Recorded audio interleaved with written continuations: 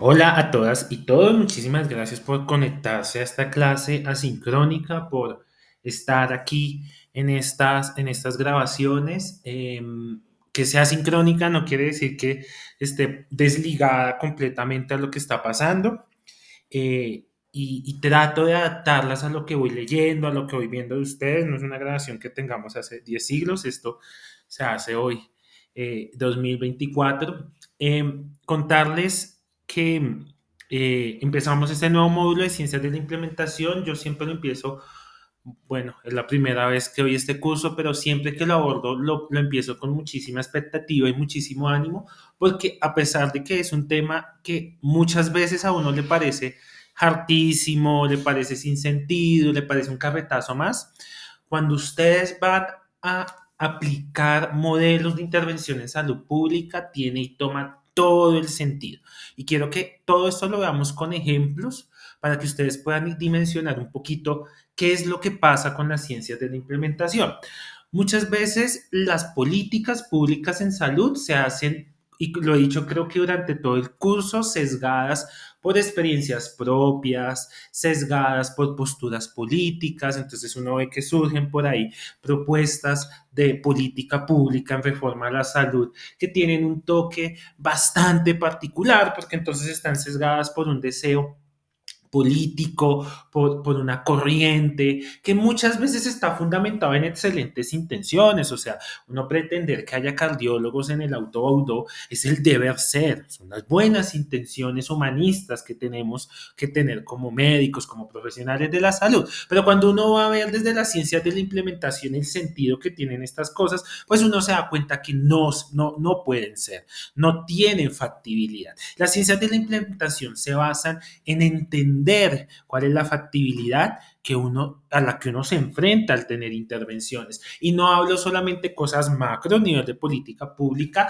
hablo también cosas mucho más micro como hospitales. Cuando muchos de ustedes, psiquiatras, pediatras, patólogos, sean gerentes de un gran hospital, se van a dar cuenta que la política interna de los hospitales requiere ciencias de la implementación. Un buen gerente hospitalario, buen gerente de una IPS, es aquel capaz de entender cómo funciona su IPS, cuál es la factibilidad de generar intervenciones y utilizar ciencias de la implementación para hacerlo. Eso no es un carretazo, yo creo que esto viene en boga los últimos 10, 15 años, se ha implantado muchísimo y en 6 semanas no vamos a ver ni el brochazo más externo. Eso es un doctorado que dura 5 años con muchas estancias postdoctorales disponibles alrededor del mundo, porque esto es súper necesario. Nos hemos dado cuenta que esto es súper, súper, súper necesario. Y entonces ustedes me dicen, yo voy a ver pacientes, a mí nada de esto me interesa, pero me parece al menos bonito que lo conozcan para entender el sistema en el que vivimos. Nosotros como profesionales de la salud desconocemos en muchísimas ocasiones cómo funciona la política que siempre nos afecta. O sea, nosotros, como decía Hemingway, no somos islas, no somos cosas súper apartadas. Entonces, cuando John Donne, que es un filósofo inglés sobre el cual Hemingway, basado o inspirado, Hemingway escribe una novela, decía, nunca pregunten por quién doblan las campanas doblan por ti. Entonces, cuando ustedes escuchen doblar las campanas en política pública, en política de salud, ustedes tienen que entender lo que hay detrás de eso y cómo funcionan las ciencias de implementación. Política de salud mental que está a puerta, se nos viene una política de salud mental nacional nueva, tenemos que entender cuál es la ciencia de la implementación detrás de eso. Tenemos muchos temas, por ejemplo, de pediatría, tenemos que entender cuáles son las ciencias de la implementación detrás de la política pública que está regulando las unidades de cuidado intensivo pediátrico, que creo que es una problemática bastante preocupante en los últimos meses. Entonces, las ciencias de la implementación tienen que estar en todo. Todo lo que tenga que ver con salud pública tiene que tener ciencias de la implementación mediándolo. No solamente la implementación propiamente dicha de políticas, sino desde el primer momento en que yo genero el conocimiento.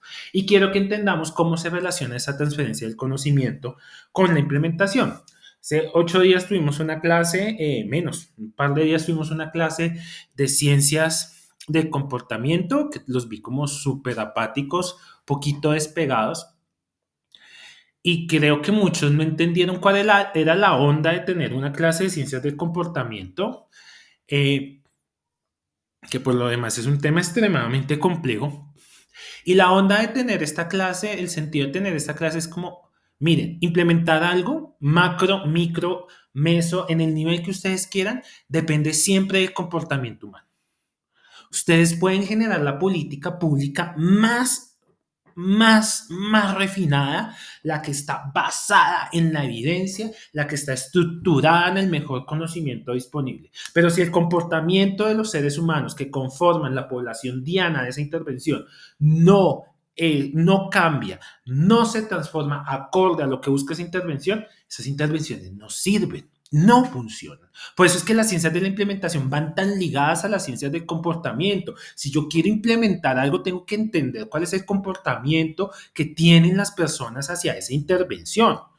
Si yo quiero implementar algo para que la gente deje de fumar, yo tengo que entender cuál es el comportamiento que hay detrás del tabaquismo.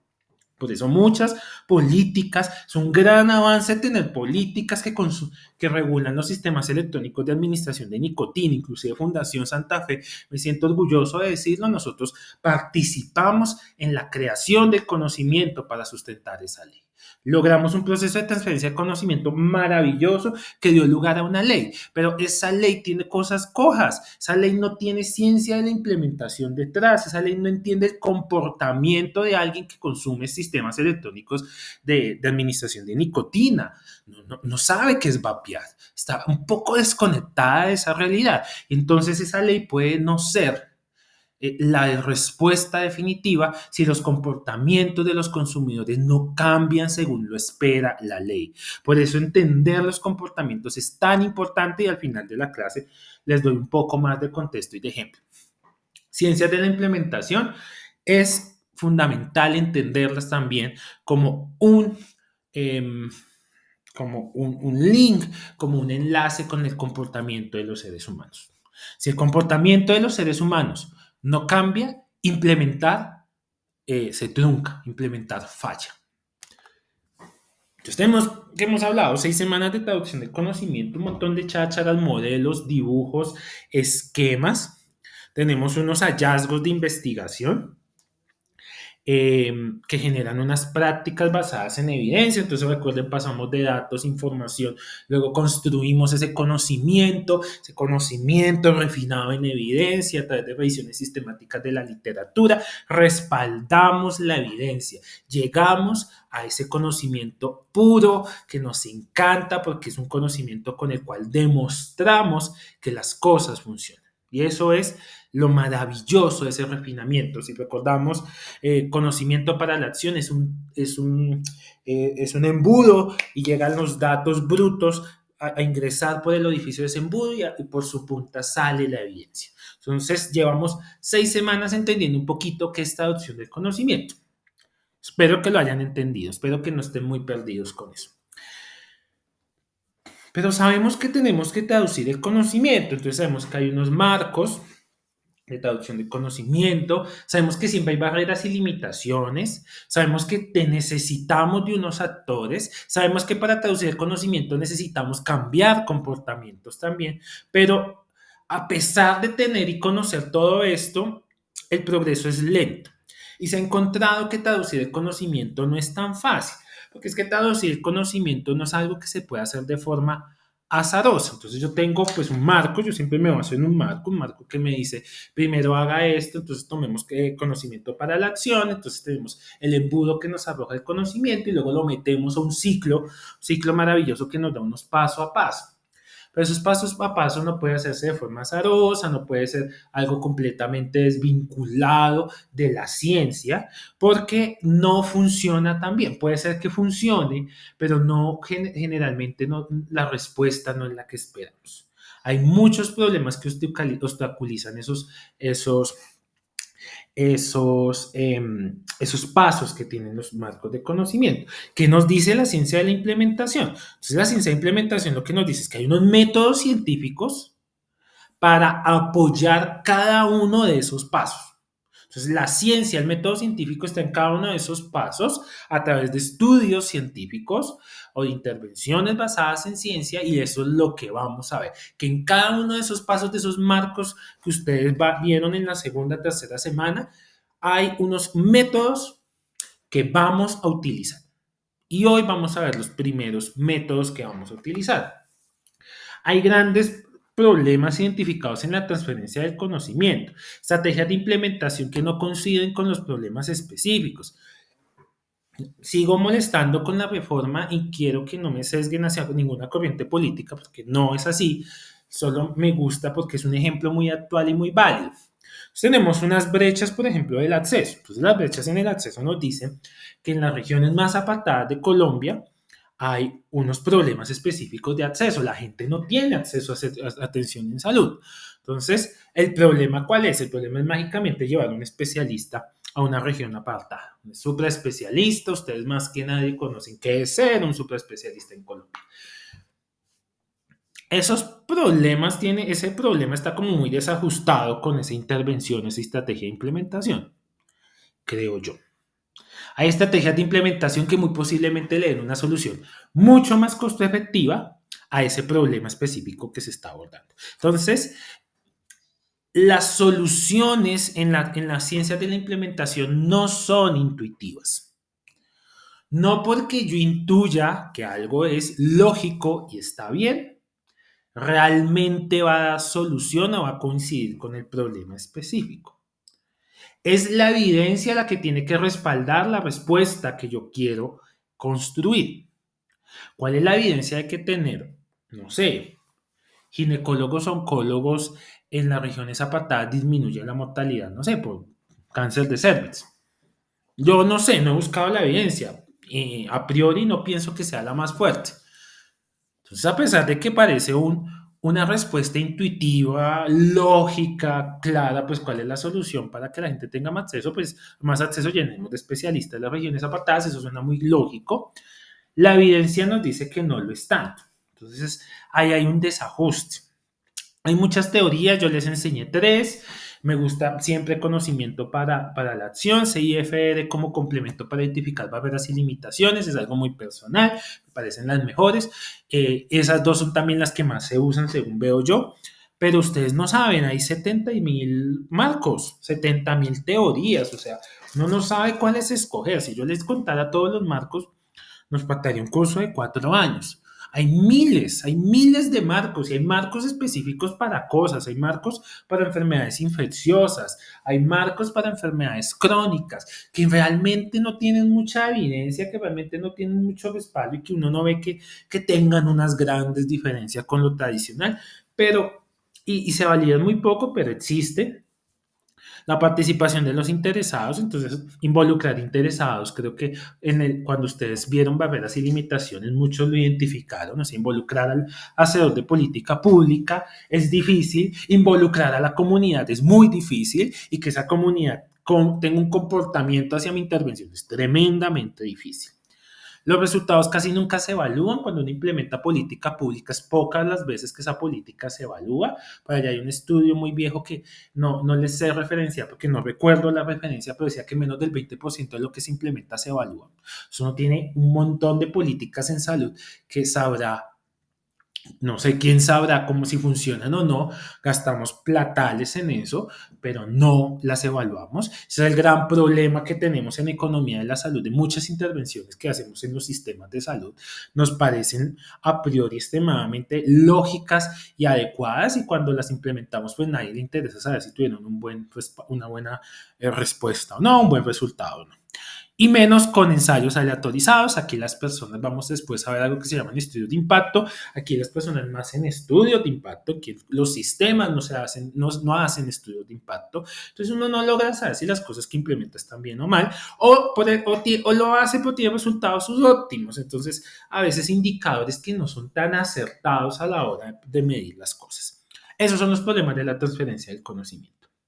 Y a esos problemas la ciencia de la implementación quiere darles una respuesta. Y vamos a ver cómo las ciencias de la implementación tienen métodos para darles respuesta a la transferencia del conocimiento. No sé si lo logre, no sé porque para mí es un poco difícil, pero quiero que ustedes logren hacer ese match entre ciencias de la implementación y transferencia. La transferencia tiene estos problemas. ¿Cómo los vamos a resolver con ciencias de la implementación? Las ciencias de la implementación no son cosas traídas de los cabellos. Las ciencias de la implementación son métodos científicos validados, respaldados por evidencia. Eso es lo más importante. Entonces, como les decía, hay miles de conceptos y teorías y marcos, listas estructuradas, no se hablan entre sí. Uno puede encontrar 100.000 marcos, la verdad, muy pocos se logran como vincular entre sí, ¿no? Estructurar, conectar, y la gente hace marcos para todo, absolutamente todo.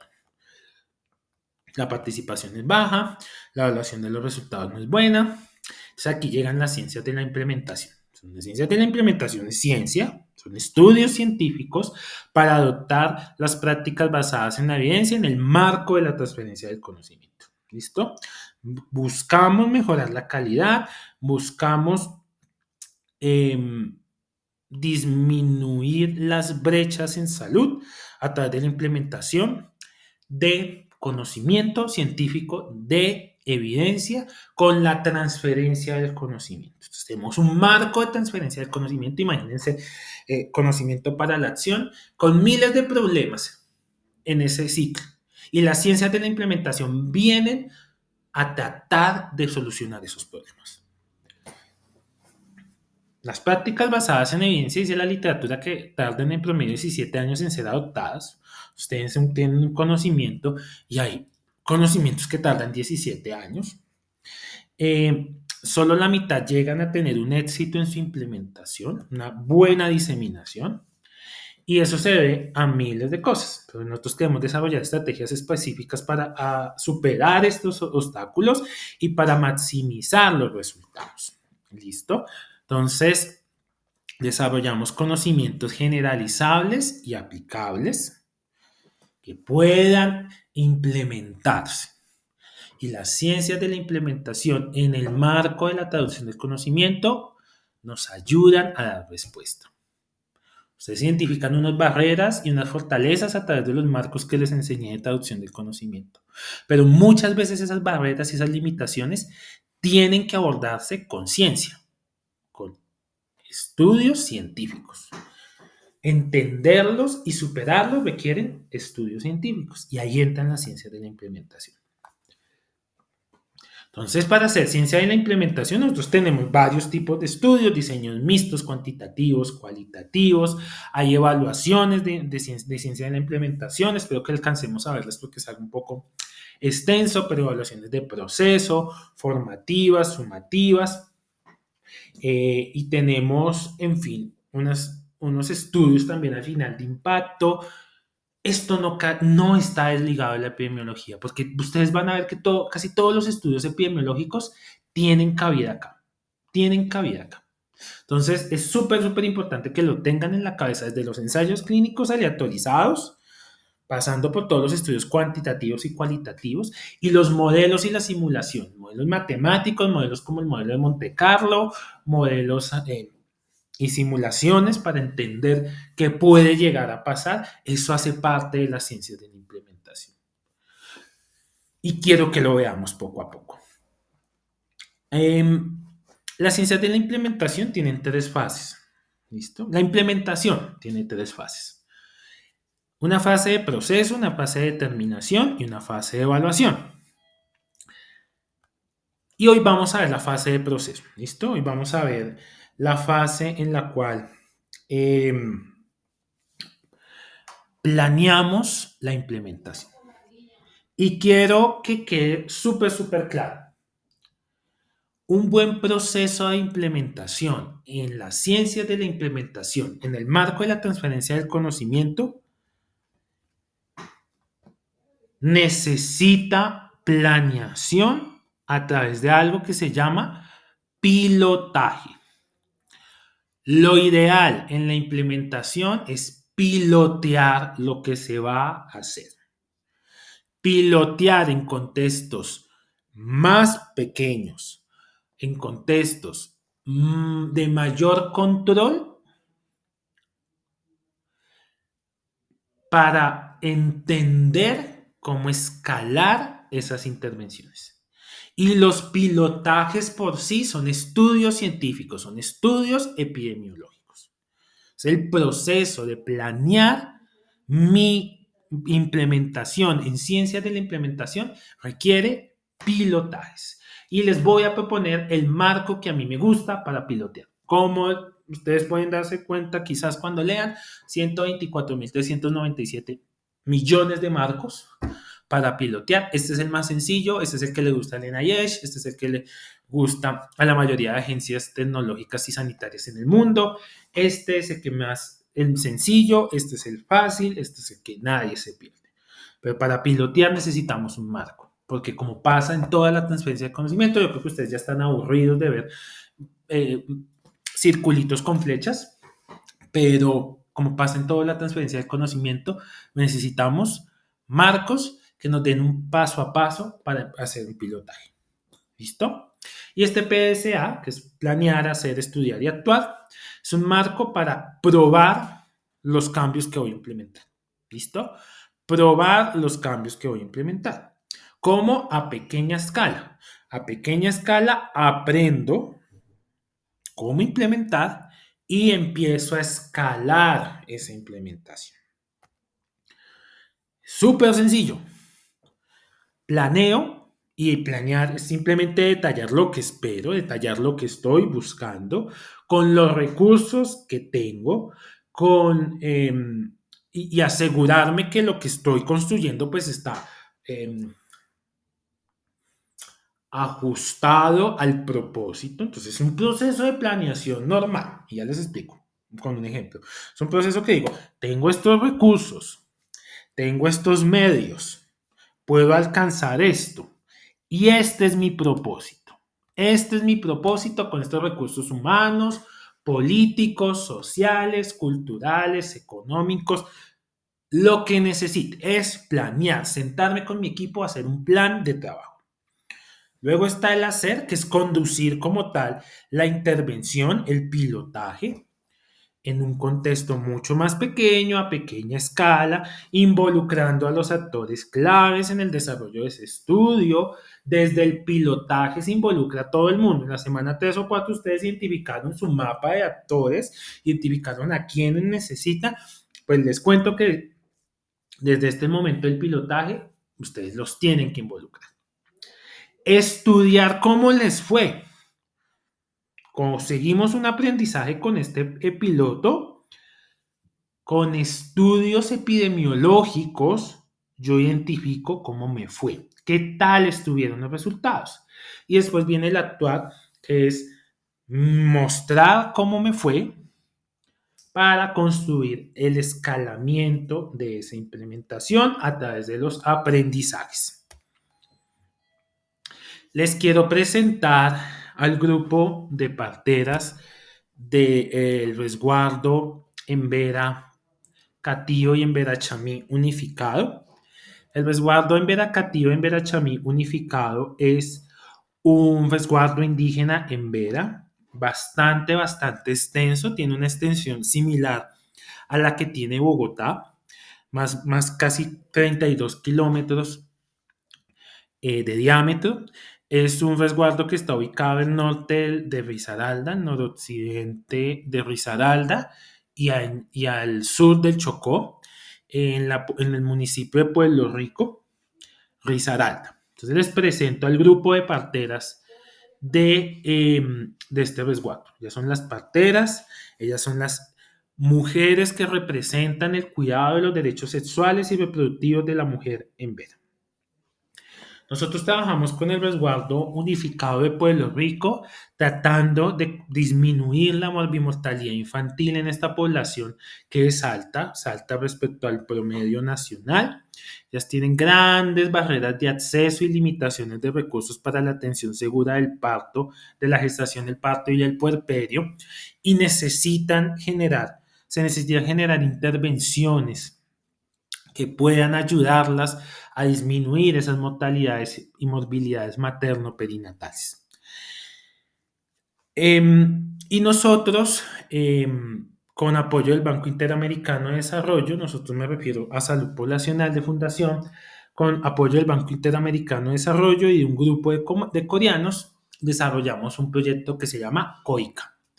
COICA es un proyecto que busca generar plataformas digitales de teleorientación y teleeducación para parteras étnicas a lo largo del país. Esto no lo pensamos únicamente para las hemberas, esto lo pensamos para todos los grupos de partería en Colombia. Creo que más o menos hay 32 asociaciones de partería en Colombia, la mayoría afro del Pacífico. Hay una gran cantidad de parteras en la región pacífica, ya están asociadas, pero pues hay también hay asociaciones o grupos de partería indígenas en todo el territorio nacional. Nosotros desarrollamos entonces un programa de teleorientación para que las parteras tengan asesorías por parte de médicos ginecobstetras y pediatras a través de dispositivos móviles e internet satelital en sitios de bajo acceso a internet. En tiempo real es esta teleorientación para generar las primeras intervenciones que permitan salvar la vida de las madres o de los infantes que tienen pues alguna morbilidad en los procesos de gestación, parto, puerperio. Tenemos pues este plan maravilloso. Tenemos pues un programa de Hospital Padrino de Fundación Santa Fe que nosotros nos comprometemos a apoyar los procesos de salud materna e infantil en poblaciones apartadas, geográficamente dispersas, y generamos un proyecto de investigación muy bonito que queremos implementar en todo Colombia. Pero lo tenemos que pilotear. ¿Y con quién lo queremos pilotear? A pequeña escala, con uno de las culturas o de las etnias un poco más difíciles de abordar desde varios sentidos operativos. Y estas son estas mujeres. Con estas mujeres lo queremos pilotear. Son los niños del resguardo. Entonces, ¿qué hacemos? Planeamos. Llevamos más o menos 6 meses planeando este pilotaje. Este pilotaje recibió un recurso chiquito del Banco Interamericano de Desarrollo. Tiene pues el apoyo del gobierno de Corea y adicionalmente pues nos aliamos con una universidad en el Reino Unido y estamos haciendo esa planeación. Entonces nosotros planeamos qué recursos tenemos, qué recursos necesitamos y cuál es el propósito de este pilotaje. El propósito de este pilotaje es determinar si es factible con esta población en Vera generar un programa de teleorientación y teleeducación para parteras con el fin de disminuir la morbimortalidad materna en las comunidades. Eso es lo que queremos. El propósito de este pilotaje es pilotear nuestra herramienta. Nosotros ya desarrollamos un ecosistema educativo digital bien montado a través de una aplicación que queremos pilotear con estas personas a pequeña escala. Si esto nos va bien, vamos a ver cómo lo escalamos a otras comunidades. Ustedes dirán, pues que las otras comunidades son súper diferentes, no es lo mismo una comunidad negra del Chocó con una comunidad en Vera. Totalmente de acuerdo, pero estamos convencidos que los aprendizajes con los Emberas nos va a permitir afrontar muchas de las barreras que vamos a encontrar en el Chocó, en la Orinoquía y en la Amazonía o en la Sierra Nevada de Santa Marta. Entonces, con ellos lo vamos a pilotear. Generamos un ecosistema digital educativo y de teleorientación a través de internet satelital. Pues ustedes, creo que es evidente que este resguardo carece de tecnología de internet. Tiene unos puntos de internet en unos lugares muy específicos, pero a través de una tecnología satelital, pues llevamos red de internet a otros puntos específicos, generamos un ecosistema digital. Lo más bonito de todo, con idioma en Veda, y eso hicimos en la planeación. Desarrollamos nuestros recursos digitales en idioma en Veda, los validamos con la comunidad, hicimos un plan de trabajo, entendimos cuáles eran nuestros recursos y lo implementamos. Lo estamos implementando. Nos fuimos a la comunidad, asociamos y reunimos a las parteras y empezamos a entrenarlas en un programa de teleeducación y teleorientación. Veníamos con todo un conocimiento a priori que nos decía que esto era imposible, que una partera nunca iba a coger una tablet, se iba a meter en una aplicación, iba a aprender a través de un video. Eh, Como resultado preliminar, les cuento que esto es totalmente falso. Son unas duras en tecnología. Lo que pasa es que los prejuicios siempre son mayores en salud pública que las realidades. Y con estos recursos muy limitados, muy chiquitos, estamos implementando nuestro ecosistema digital. ¿Qué hay de ciencia acá? Inicialmente hicimos un estudio mixto para entender cuáles eran las características que tenían que tener nuestro ecosistema digital para que pudiera ser implementado. Nosotros no podíamos llevar un ecosistema digital como los que venimos acostumbrados porque pues no está contextualizado a la región en Vera. Entonces hicimos un estudio epidemiológico cuantitativo y cualitativo para entender qué necesidades tenía esta comunidad y cómo iba a tener, cómo se podría construir este sistema. Y ahora en la implementación estamos haciendo un ensayo. Estamos haciendo un ensayo, tenemos un grupo de control, tenemos un grupo de comparación. Ciencias de la implementación siempre va a tener estudios epidemiológicos. Hasta este pilotaje es un estudio epidemiológico. Primero empezamos con un estudio mixto, cuantitativo, cualitativo para entender las necesidades y ahora vamos a hacer un ensayo, un estudio experimental con un grupo control y un grupo intervención para obtener unos resultados. Una vez terminemos esa implementación, esperamos hacia diciembre, vamos a tener unos resultados. Un ensayo comunitario nos va a dar unos resultados, los vamos a estudiar y con esos resultados vamos a construir un plan para escalar esta intervención, no a todo el país, pero al resto de comunidades en veras que existen. Y cuando lo implementemos en el resto de comunidades en vera, vamos a implementarlo en las comunidades afro y vamos a buscar escalar este proyecto a nivel nacional. Y eso es el actual. Entonces vean que con 4 sencillas palabras, no les quiero vender el marco más complicado del mundo, yo tengo en la cabeza qué tengo que hacer en un estudio de pilotaje. Todo proceso de implementación tiene que empezar con un pilotaje. Todo pilotaje es un estudio científico en sí mismo. Piensen en el pilotaje que me van a proponer esta semana como un estudio científico en sí mismo. Hago un diagnóstico con un estudio mixto, cualitativo, cuantitativo, con unas entrevistas, con grupos focales. Hago un pilotaje con un ensayo comunitario, con un estudio pseudoexperimental en que mi grupo de intervención es mi mismo grupo control en un antes o en un después, con un estudio de cortes en los que observo cómo voy de factores a desenlaces. Piensen bien, porque todo esto es un estudio epidemiológico en sí mismo. Cómo tengo que estudiar esos resultados y cómo voy a actuar.